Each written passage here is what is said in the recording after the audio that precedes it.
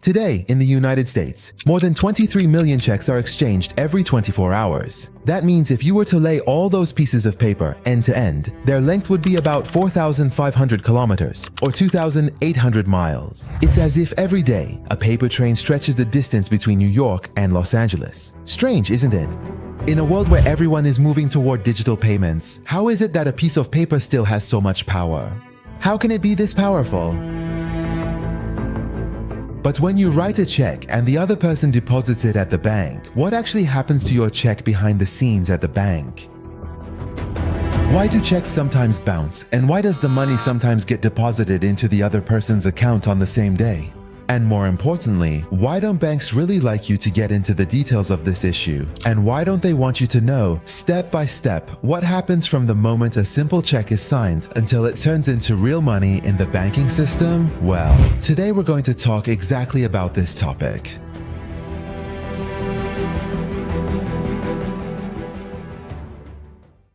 At first glance, a check seems to be nothing more than a piece of paper with just a bunch of numbers and a signature on it. But behind the scenes, there's a whole complex banking process involved.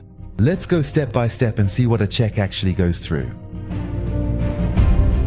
Everything starts with the original deposit bank, or the specific bank where you initially got your checkbook from. The primary responsibility of this particular bank is to process the check through the check processor. At this stage, the processor carefully reviews all the check's pertinent information and then sends the check to the central bank.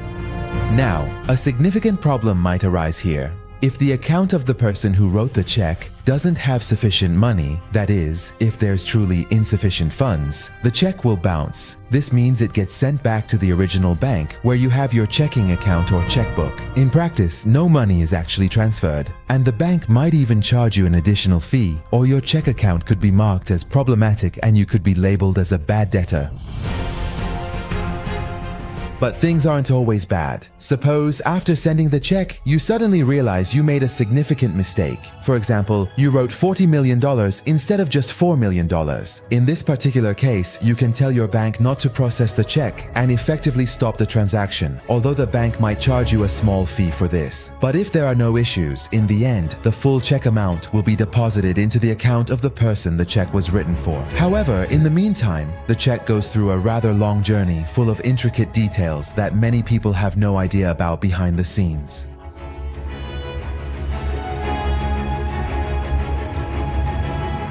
Before the check is processed, there's another crucial step that many people are unaware of, called key services. What exactly are these key services? Its job is to first receive the check, categorize it, scan it, and assign it a number. It even reviews problematic or returned checks, corrects them, and prepares them for digital processing. In short, key services handle the physical preparation of the check. After key services have prepared the check, the check processor comes into play. This digital system reads the check information, verifies its validity, and gets it ready to be sent to the central bank so that the money can be transferred.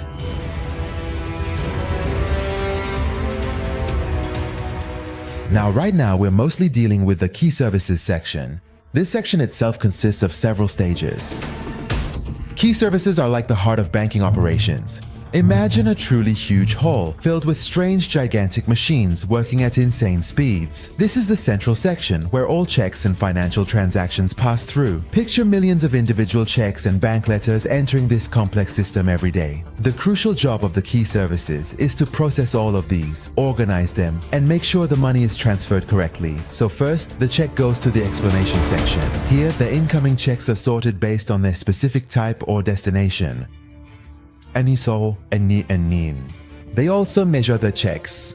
This is to find out how many checks or items have entered the system. This helps ensure that no check is missed later and everything is accurate. After that, the checks are sent to the encoding section. Here, the check amount and account numbers are printed on the check with magnetic ink. This special ink allows sorting machines to read the check information very quickly and accurately. Interestingly, a professional employee with a few diet sodas or maybe some tea or coffee by their side can encode about 2,500 items per hour. The drinks are there to help them not get too tired.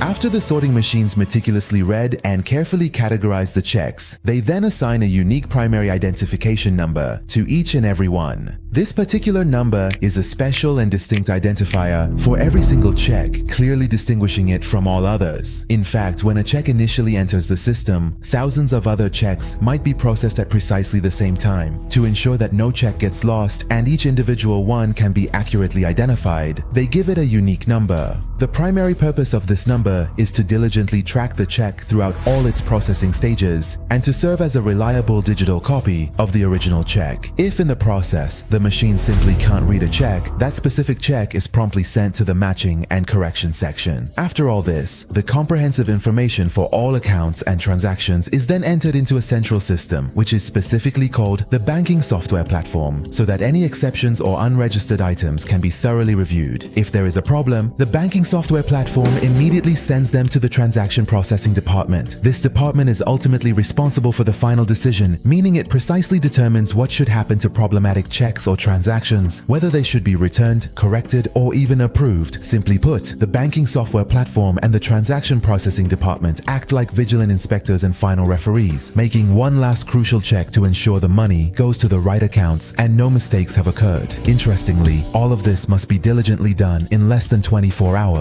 Otherwise, the bank itself will incur significant financial losses. Therefore, speed and accuracy are extremely and critically important here.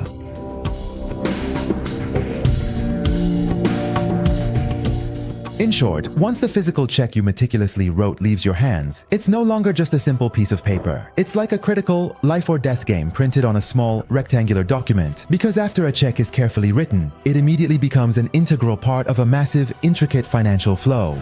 This complex flow, every single night at the clearing center or a similar dedicated facility, gets thoroughly mixed with millions of other checks and then diligently enters the central bank's sophisticated system. The central bank effectively acts like a central, powerful brain, meticulously moving billions of funds in a single busy night. Let me provide you with a clear example. Suppose you thoughtfully wrote a check from Bank A to purchase a new car. The individual who received the check then proceeds to Bank B to deposit it. Now, the necessary money has to efficiently move from Bank A to Bank B. This crucial transfer happens seamlessly through the central bank's robust system. Every night, millions of similar transactions like this diligently take place, and this is precisely where the inherent risks become readily apparent. A single minor mistake in this intricate process can unfortunately cause money to be temporarily lost for several frustrating days. For example, if the wrong amount is mistakenly entered, or the check is not accurately categorized and is consequently sent to the incorrect bank, or even if the electronic system malfunctions and the vital information is sent incompletely. In these challenging situations, the check simply can't be processed quickly and the money doesn't reach the recipient's intended account. It might even take several days to diligently find and effectively fix the underlying problem.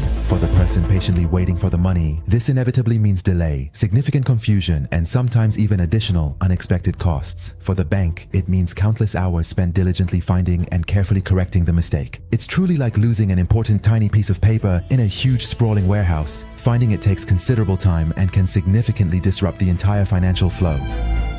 On the other hand, if you don't have sufficient funds in your account or wish to stop or carefully correct the check, that too significantly disrupts the entire process.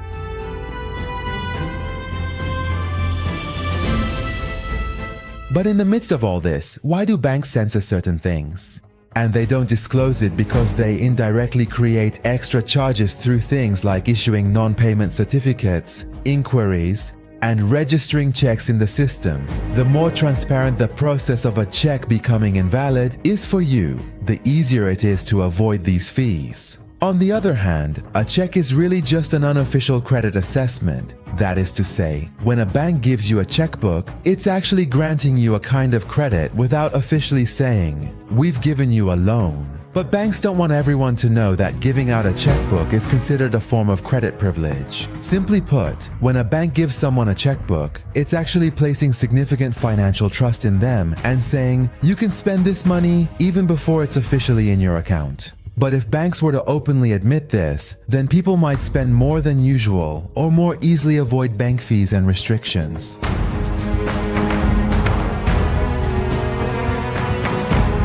Let me clarify this with an example. Imagine someone has a checking account at a bank and has just received a checkbook. He decides to write a check to buy a laptop, even though his actual account balance isn't enough to cover the laptop. When the recipient deposits the check and it goes to the bank for processing, the bank checks whether there are sufficient funds or not. Since the bank truly trusts the person and has given them a checkbook, it might accept the check and consider the remaining amount as credit until the check clears. However, this is quite risky and kind of a 50-50 situation because the central bank or the destination bank might notice the insufficient funds and the check could easily bounce. In that case, the person who wrote the bounce check has to go through the same procedures I mentioned earlier. That's why banks don't really like ordinary people to fully understand the check system, because banks profit from bounce checks. Every bounce check means the bank charges a series of fees and penalties to the person's account. With these bounce checks, the bank can force the customer to use more of its services or enter new financial markets where the bank can earn even more. Another thing we might not even notice is that checks cause a large amount of money to sit in our accounts for a while until the recipient can withdraw the check amount on the due date. In reality, this money is a kind of compulsory, non-interest bearing deposit for you, but on the other hand, it gives banks the opportunity to use your money. So, you're basically letting your money sit idle, but the bank is profiting from it.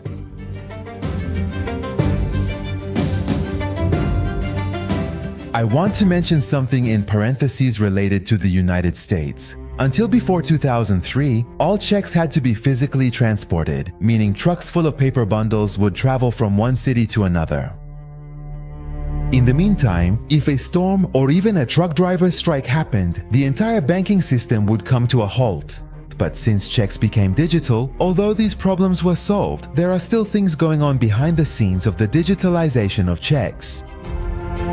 In fact, one of the main goals of digitizing checks is to collect precise data on people's financial relationships. That is, by using the check system, banks and even other institutions can find out who is transacting with whom, what amounts are being exchanged, and what payment patterns exist between which people. This is a kind of indirect financial tracking.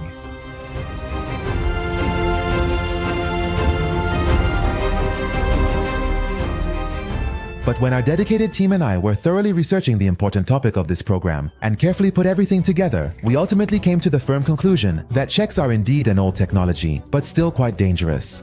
On one hand, they can certainly build trust, but on the other hand, they can easily become someone's absolute worst nightmare. In my honest opinion, if the use of checks had become completely obsolete, truly outdated, and entirely impractical, and instead all financial transactions and payments were done electronically, everything would be much easier, significantly safer, and undeniably better. But as long as banks are actively profiting from this antiquated system, they won't let go of it so easily. Now, you tell me, what experiences have you had using checks? Have you ever had a check bounce? Or have you ever dealt with a post-dated check? I doubt anyone hasn't seen the second one. Be sure to write your experiences in the comments.